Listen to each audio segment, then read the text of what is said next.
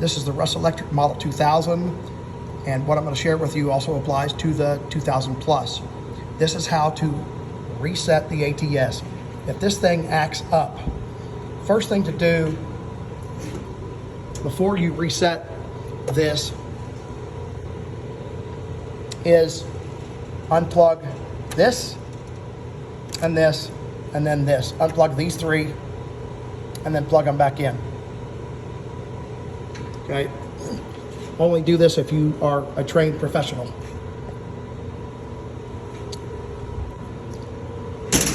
Now, the one that I had hosed up, I went to the status, I hit F3 and then F1 for system status, and I went to load test and it was on.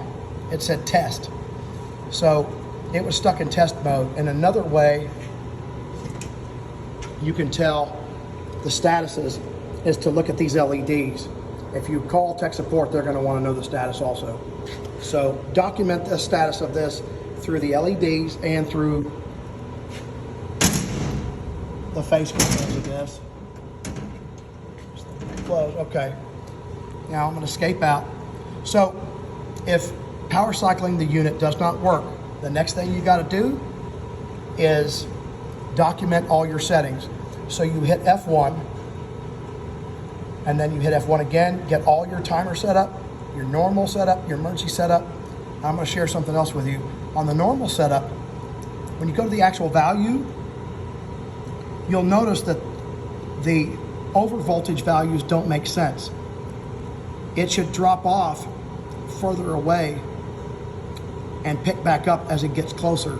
Those values are backwards. It's counterintuitive. I realize that.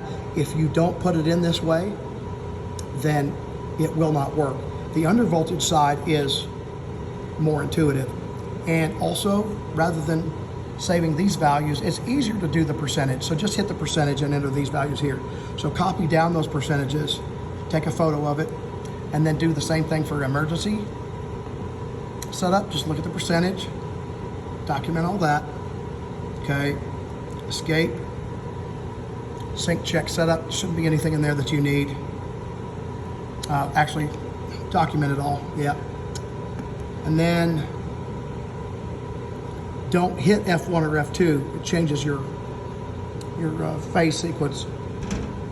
Exerciser setup, we don't use that here. Clock setup, you're gonna set that up when you're done resetting everything.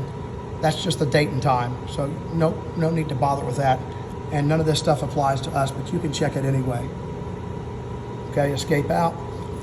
Now, F4, you'll put the password 3020,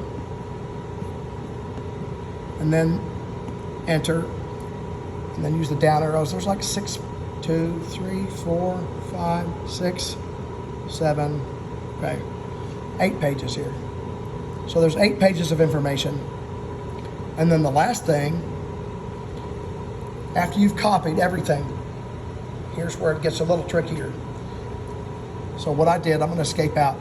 You've got this main page, and then you hit the down arrow, and you've got historical data, F1. Watch this.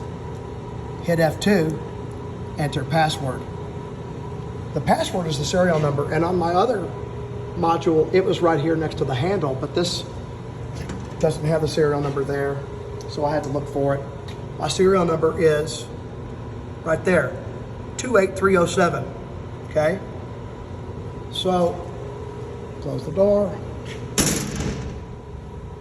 and I enter 28307, enter.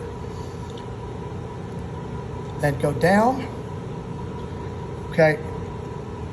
So, you are gonna hit reset EEPROM, F4. Then you're gonna hit enter, I believe twice, and it's gonna reset. As soon as it resets, that's gonna tell you, probably, depending on how your settings are, that you don't have normal power. Don't worry about it. But make sure your engine is turned off while you do this, or you're disconnected, okay? Because you don't want it to send a start signal. I don't know why I can't say that. So, you reset the EEPROM.